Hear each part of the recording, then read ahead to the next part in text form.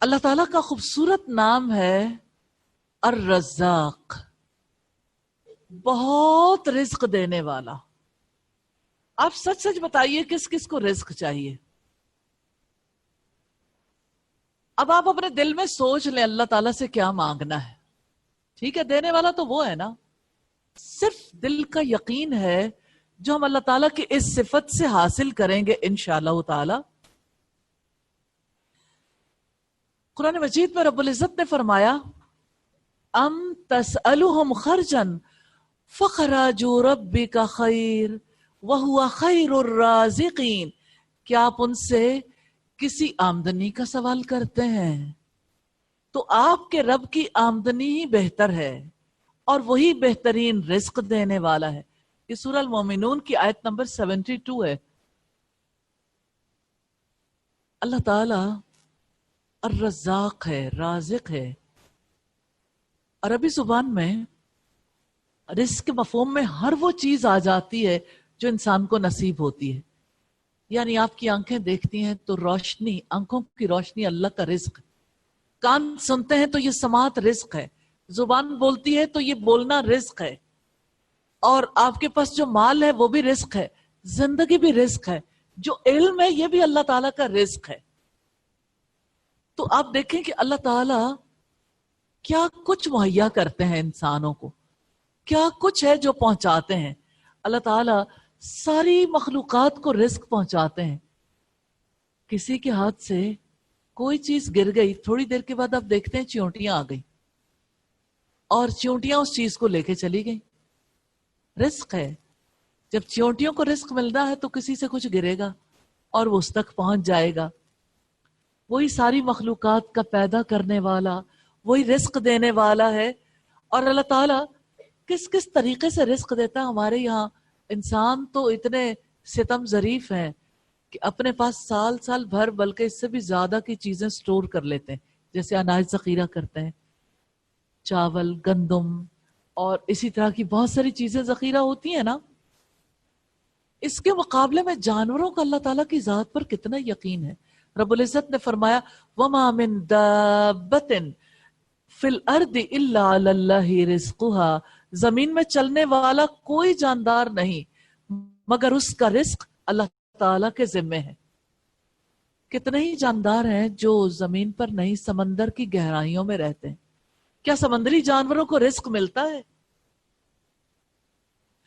اور کتنے جانور ہیں جو فضاؤں میں پرواز کرتے ہیں۔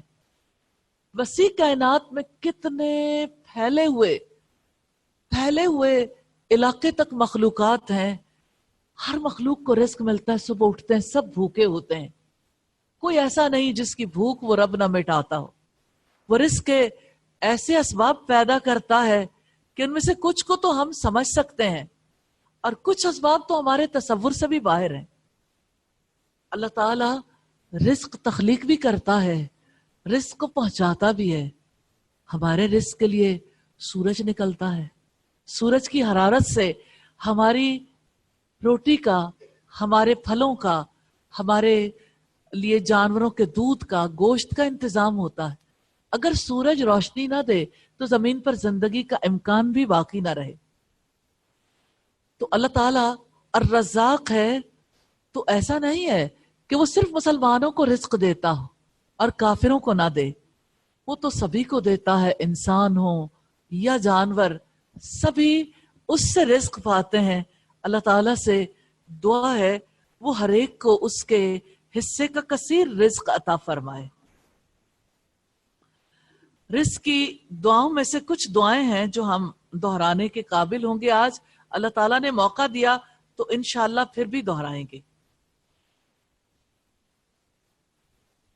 پہلی بات جو رزق کے حوالے سے ہے وہ آپ کے دل کا یقین ہے۔ اللہ تعالیٰ کے رازق ہونے پر یقین رکھنا ضروری ہے۔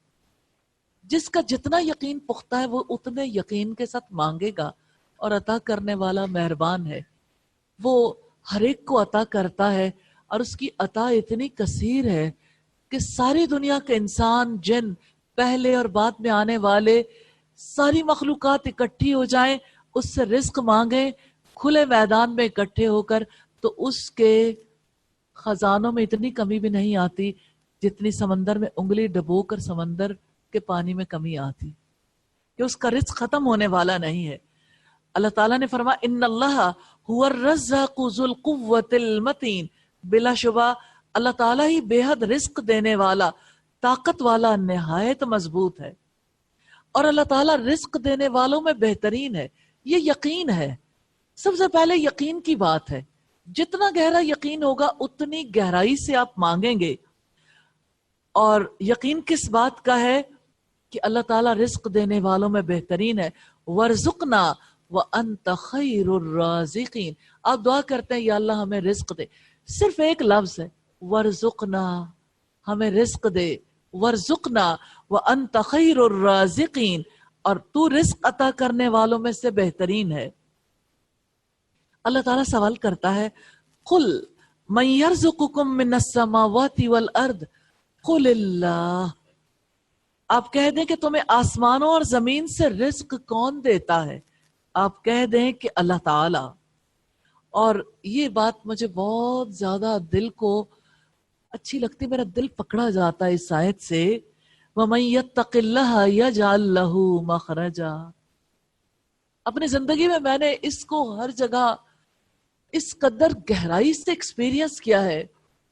جو اللہ تعالیٰ سے ڈرتا ہے، اللہ تعالیٰ اس کے لیے مشکلات سے نکلنے کا راستہ بنا دیتا ہے۔ وَيَرْزُقُهُ مِنْ حَيْثُ لَا يَحْتَسِبُ، اسے ایسی جگہ سے رزق دیتا ہے جہاں سے اس نے گمان بھی نہ کیا۔ تقوی کے ساتھ رزق کی فراوانی ہوتی ہے، اور اللہ تعالیٰ بے حساب رزق دیتا ہے۔ ان اللہ یرزق من یشاء بغیر حساب، بے شک اللہ تعالیٰ بے حساب رزق دیتا ہے۔ آپ یہ کہہ کر بھی دعا مانگیں گے کہ یا اللہ تو بے حساب رزق دیتا ہے، میرے رزق میں بھی بے حساب اضافہ فرما دے۔ آپ دعا کریں گے تو اللہ تعالیٰ رزق کی کشادگی نصیب فرمائے گا۔ اور اسی طرح نبی صلی اللہ علیہ وسلم صبح و شام کفر سے، فقر سے اللہ تعالیٰ کی پناہ مانگتے تھے۔ میں چاہتی ہوں کہ آپ بھی دعا دہرا لیں، اللہم انی اعوذ بک من الکفر والفقر، اللہم انی اعوذ بک من عذاب القبر لا الہ الا انت۔ اے اللہ میں کفر سے اور فقیری سے تیری پناہ میں آتا ہوں، اے اللہ میں عذاب قبر سے تیری پناہ میں آتا ہوں، تیرے سوا کوئی معبود نہیں۔ ہر نماز کے بعد اللہ تعالیٰ سے فقر سے پناہ مانگنی چاہیے، اور بڑی پیاری دعا ہے، دہرائیے گا، اللہم انی اعوذ بک من الکفر والفقر وعذاب القبر۔ اے اللہ میں کفر، فقر اور عذاب قبر سے تیری پناہ میں آتا ہوں۔ اللہ تعالیٰ سے مالداری کی دعا کر سکتے ہیں، دل کی مالداری بھی اور رزق کی مالداری بھی۔ اللہم انی اسألک الہدی والتقی والعفاف والغنی۔ اے اللہ میں تجھ سے ہدایت، پرہیزگاری، پارسائی اور مالداری کا سوال کرتا ہوں۔ یہ صحیح مسلم کی روایت ہے۔ سونے سے پہلے فقر کے دور ہونے اور غنی ہونے کی دعا ہے، اللہم رب السماوات والارض ورب كل شيء فالق الحب والنوى منزل التوراة والانجيل والقرآن العظيم اعوذ بک من شر كل دابة انت آخذ بناصیتها انت الاول فلیس قبلک شیء وانت الآخر فلیس بعدک شیء وانت الظاہر فلیس فوقک شیء وانت الباطن فلیس دونک شیء اقض عنی الدین واغننی من الفقر۔ اے اللہ آسمانوں اور زمین کے رب اور ہر چیز کے رب، اے دانے اور گٹھلی کو پھاڑنے والے، اے تورات، انجیل اور قرآن عظیم کو نازل فرمانے والے، میں ہر اس جاندار کے شر سے تیری پناہ میں آتا ہوں جس کے پیشانی تیرے قبضے میں ہے۔ تو ہی اول ہے، تجھ سے پہلے کوئی نہیں، تو ہی آخر ہے، تیرے بعد کوئی نہیں، تو ہی ظاہر ہے، تجھ سے اوپر کوئی نہیں، تو ہی باطن ہے، تجھ سے پوشیدہ تر کوئی چیز نہیں۔ مجھ سے میرا قرض ادا کر دے اور مجھے فقر سے نجات ادا کر دے، غنی کر دے۔ یہ ابن ماجہ کی روایت ہے۔